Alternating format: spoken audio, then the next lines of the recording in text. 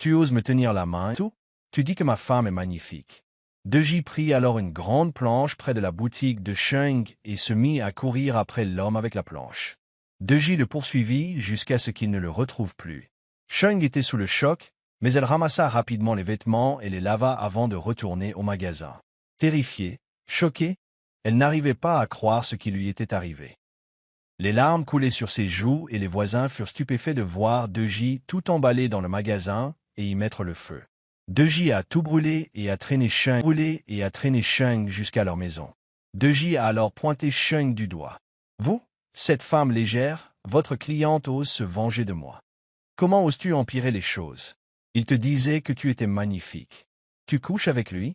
Réponds-moi. » Sheng resta figée sans dire un mot. Elle pleura alors à chaudes larmes.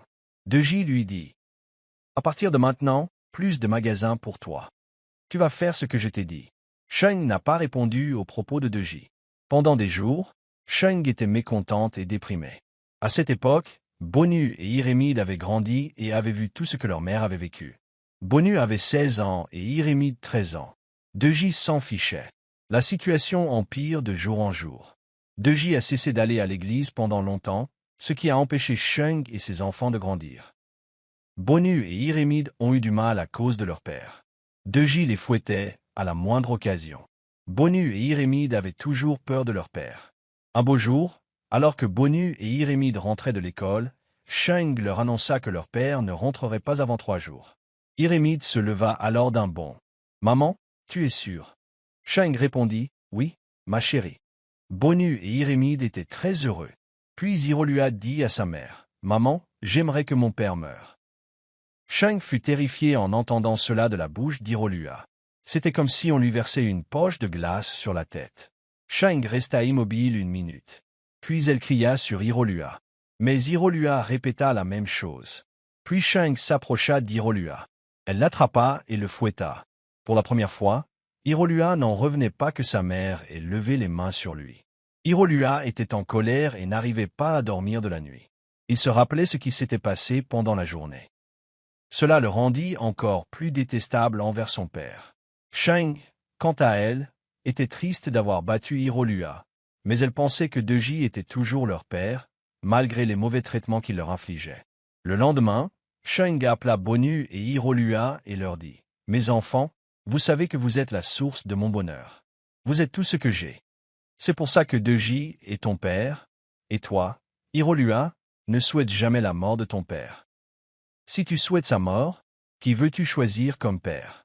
Alors ne le répète jamais, jamais. » Irolua s'excusa alors auprès de sa mère. Au bout de 3 jours, Deji appela sa femme Sheng pour lui dire qu'il était en route. Bonu, Irolua et Sheng étaient dans la chambre. Lorsqu'ils entendirent frapper, Bonu s'agenouilla immédiatement. Irolua se prosterna. Puis Sheng ouvrit la porte. Sheng fut surprise par ce qu'elle vit. Bonu et Irolua se levèrent. Irolua se tourna alors vers sa mère. « Maman, ce n'était plus papa maintenant. C'était un chien qui frappait. » Puis tous les 3 éclatèrent de rire. Sheng leur dit alors « Oh mon Dieu! Oh, voyez ce que Deji nous a fait faire. » C'est bien, bientôt, Deji revint. Leur maison reprit son cours normal. C'était comme si la porte de l'enfer, fermée depuis 3 jours, s'était ouverte de plein fouet. C'est on continuait de s'offrir. Le frère aîné de Sheng l'a appelé pour lui demander des nouvelles de l'entreprise. Sheng lui a menti en lui disant que tout allait bien. Chaque fois que son frère lui dit qu'il veut lui rendre visite, Sheng trouve toujours une excuse. Ajuk s'inquiétait toujours du problème de Sheng. Oriomi s'est transformé en quelque chose d'autre. C'est devenu pire. Sheng n'avait pas le droit de respirer chez elle. Oriomi continuait à drainer Deji. Puis, un jour, Sheng remarqua des changements dans son organisme. Elle est allée à l'hôpital et on lui a confirmé qu'elle était enceinte après une longue attente. Sheng était effrayée et n'arrivait pas à croire qu'elle était à nouveau enceinte après une si longue période. Elle pensait à la distance qui la séparait d'Irolua, qui a maintenant 14 ans. « Ah, c'est beaucoup pour moi, dit-elle. » De retour à la maison, Sheng expliqua tout à Deji. Deji refusa de laisser Sheng parler. Puis il s'est mis à hurler « Tu ne peux pas être enceinte. Je ne veux plus d'enfants. Veux-tu transformer ma maison en baraque comme ta maison familiale? » Sheng a alors répondu « Deji, Es-tu sérieuse? C'est moi qui me suis mise enceinte? Deji a alors interrompu Sheng. Je m'en fiche.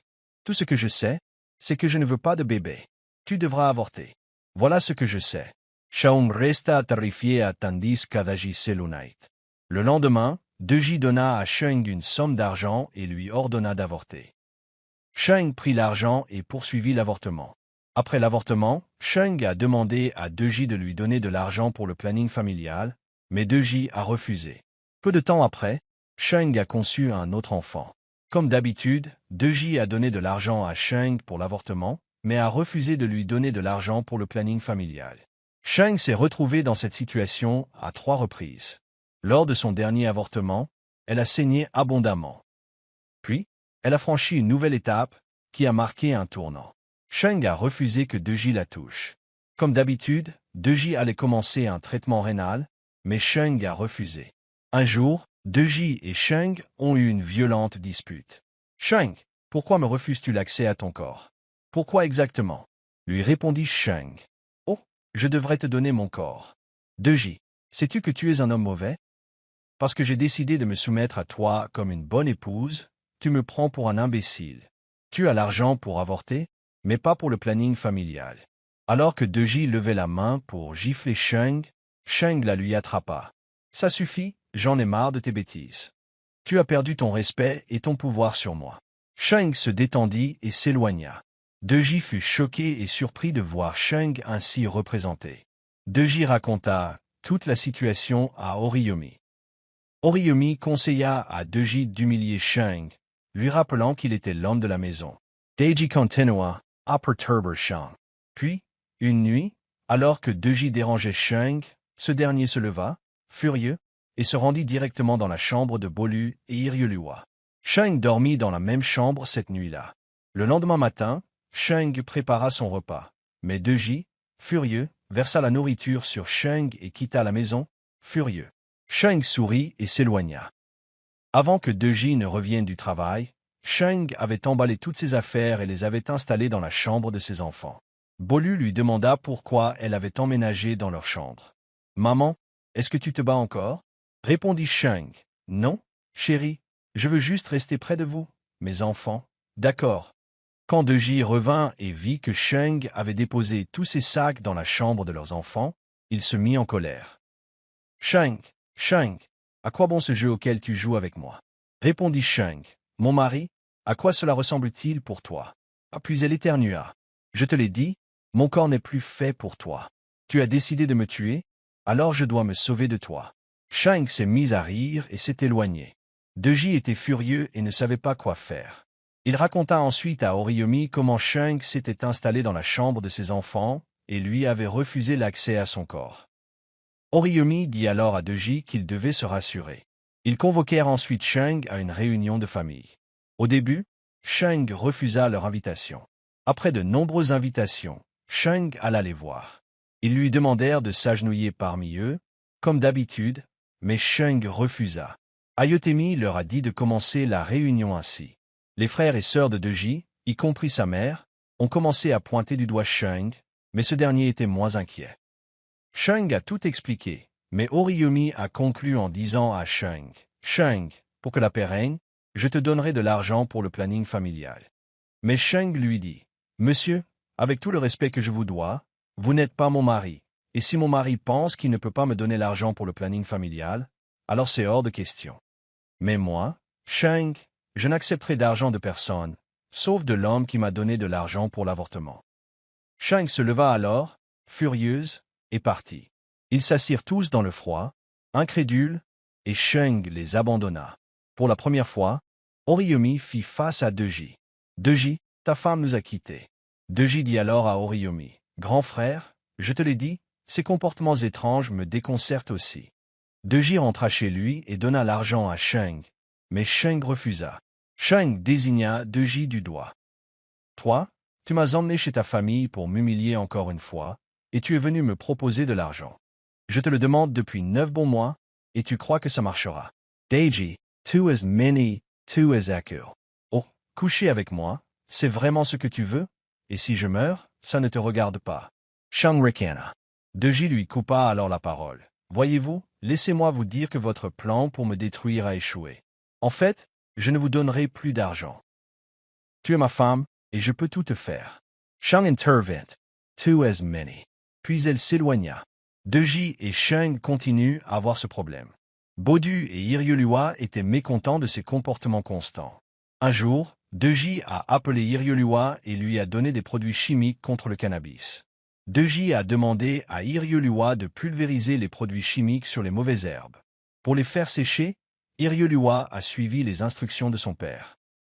3 jours plus tard, Deji est allé inspecter l'herbe et a constaté que certaines parties étaient sèches, tandis que d'autres étaient restées intactes. Deji devint furieux et entraîna Iriolua vers l'herbe. Shang ne comprenait pas ce qui n'allait pas, alors elle les suivit rapidement, Deji tenant les cheveux d'Iriolua. « Iriolua, tu es très têtu. Je sais que c'est ta mère qui t'apprend toutes ces bêtises. Je t'ai demandé de pulvériser des produits chimiques sur cette herbe. Tu as pulvérisé une partie, laissant l'autre. Regardez cette herbe. Comme vous l'avez fait, une partie est sèche et l'autre reste comme d'habitude. Voilà comment votre vie deviendra. » Iriolua fondit en larmes. Shang s'écria. « Deji, ah, tu maudis ton propre fils, ton propre fils. Ah, Deji, comme tu l'as dit, ainsi sera-t-il pour toi. Deji, homme maléfique, tu ne te contentes pas de me jeter des malédictions. Chaque jour, maintenant, tu es à la merci de mon fils. Vois-tu, je peux supporter tout ce que tu m'as fait subir ces 18 dernières années. Mais ces épines que tu as infligées à mon fils, cet argent, je ne te les prendrai pas. » Shang se détendit et détourna la question. Iriolua suivit sa mère, laissant Deji là. Deji en parla à Oriyomi. Oriyomi conseilla alors à Deji de chercher une autre épouse. Deji dit alors à Oriyomi qu'il savait où la trouver. Oriyomi promit de l'aider à en trouver une. Depuis lors, Deji a commencé à menacer Shang de prendre une autre épouse. Shang s'en fichait. Elle se concentrait plutôt sur ses enfants. Elle s'est confiée à l'un de ses frères sur tout ce qui se passait. Deji a arrêté d'acheter de la nourriture et tout le reste de la maison. Sur les conseils d'Oriyomi, Deji est allé jusqu'à ne pas payer les frais de scolarité de ses enfants. Mais Shang s'en fichait. Durant cette période difficile, sa famille lui a ouvert une nouvelle entreprise, mais Deji ne la connaissait pas. Shang a ouvert la boutique dans un endroit éloigné, inconnu de Deji. Shang a 3 employés qui travaillent pour elle. Cela lui facilite la vie. Deji a continué à la menacer sur de nombreux points. Un jour, Deji demanda à Shang de quitter la maison pour lui, car Oriyomi lui avait trouvé de nouvelles épouses. Shang pensa que c'était normal pour Deji. Mais Deji ne recula pas et menaça Shang de partir. Shang refusa de partir. Jusqu'à ce qu'un soir, Deji appelle Shang et lui dise de partir ce soir-là. Deji dit à Shang, « Fille de Jézabel, tu vas quitter ma maison aujourd'hui. » En fait, ce soir-là, Shang éclata de rire. « Deji, qu'est-ce que ça veut dire? S'il te plaît, je n'ai pas le temps pour tout ça ce soir, s'il te plaît. » Mais Deji ne recula pas. Puis, il commença à pousser Shang. « Tu quitteras ma maison ce soir. » Bolu et Iriolua craignaient que le fait que leur père pousse leur mère puisse causer des problèmes cette nuit-là, car Deji pinça le cou de Shang. Bolu et Iriolua échangèrent un regard. Leurs mains se posèrent simultanément sur le corps de Deji. Puis, furieux, ils le portèrent et le jetèrent au loin. Le corps de Deji atterrit sur le côté le plus sombre et il n'arrivait pas à croire que ses enfants lui aient fait ça. Alors, Deji cria, « Tue-moi !» Iriolua pointa alors son père du doigt. « Papa, tu es méchant. Tu es maléfique. Quel genre d'homme es-tu pour traiter maman de cette façon ?» Bolu fit face à Deji et lui dit, « Papa, tu veux vraiment que maman parte? Elle partira, ne la tue pas pour nous. » Shang resta devant, terrifié de voir ses enfants la défendre. Le lendemain, Shang a fait ses bagages avec ses 2 enfants. Oriyomi était ravi d'apprendre que Shang avait fait ses bagages. Oriyomi a ensuite amené une autre femme. About 3 jours, Shang parted. Deji accepta une femme nommée Ara. Ara était une femme douce. Sa personnalité a fait fondre le cœur de Deji. Deji dira toujours à Oriyomi, « Mon frère, merci d'avoir accueilli Ara. La rencontre avec Ara a été époustouflante. Elle m'accorde le respect que j'attendais d'une femme. Pas comme cette inutile et vaine Shang. » Ara a joué le jeu de Deji. Puis elle a découvert que Deji avait une maison. Il l'avait construite. Deji lui avait donné tous les documents de construction. Sheng, quant à elle, s'en sortait bien avec ses enfants. Son entreprise s'est agrandie. Un jour, Deji est rentré chez lui et a dit à Hara qu'il avait aidé Oriyomi à construire une maison. Deji alla jusqu'à montrer les bâtiments à Hara, puis lui demanda de l'aider à conserver les documents jusqu'à ce qu'il veuille lui remettre le bâtiment correctement. Hara prit alors tous les documents et les garda pour Deji. Un jour, Oriyomi vint chez Deji. Puis Hara entendit Oriyomi dire à Deji de ne pas lui laisser sa chance, que Deji devrait être l'homme de la maison. Deji commença alors à se comporter envers Hara de manière désagréable et grossière. Un jour, Deji rentra du travail. Il chercha alors Hara partout, mais il était introuvable. Deji se souvint alors qu'il avait rapporté l'argent qu'Oriyomi lui avait demandé de garder pour l'un de ses clients. Deji chercha l'argent, mais il avait disparu, ainsi que les sacs d'Hara. Puis, Deji trouva un mot sur le lit.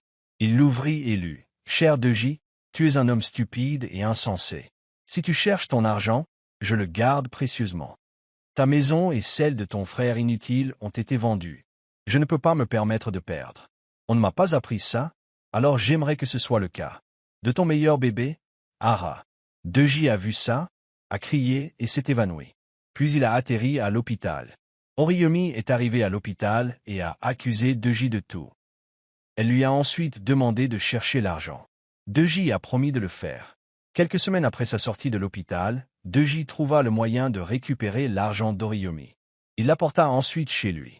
Il s'apprêtait à frapper lorsqu'il entendit la femme d'Oriyomi lui dire de se taire et le frapper.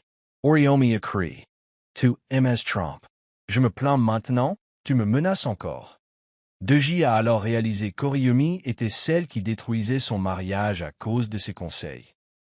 Deji est rentré chez lui et a décidé de ne pas donner l'argent à Oriyomi. Deji s'est alors enfui avec l'argent. Oriyomi a été arrêté et emprisonné pour avoir collecté de l'argent pour des travaux de construction et ne l'a pas restitué. Deji chercha Xion et s'excusa auprès d'elle. Xion le chassa, mais les enfants lui demandèrent pardon, mais Xion refusa. Deji fut victime d'un accident vasculaire cérébral partiel. Deji vit sa vie dans les regrets. Leçon de morale dans cette histoire, nous pouvons voir comment Deji a terminé sa vie horriblement. Vous voyez, dans cette vie, vous devez bien traiter les gens. Et en tant que femme, le respect se mérite, il ne se force pas. Et dans le mariage, ne tolérez pas les partis pris. Cela détruirait beaucoup de choses. Et à ceux qui citent toujours la Bible à moitié. Quand la Bible dit « Femme, soumets-toi à ton mari », n'oubliez pas que c'est la même Bible qui dit « Mari, aime ta femme ». Pour moi, la déclaration est la même. Si vous montrez de l'amour, du respect et de l'attention à votre femme, elle se soumettra à vous, quoi qu'il arrive. Alors, ma belle, qu'as-tu appris de cette histoire? N'hésite pas à partager ce que tu as appris dans les commentaires. En attendant de vous raconter une autre histoire, partagez-la avec vos proches, aimez et abonnez-vous. À bientôt.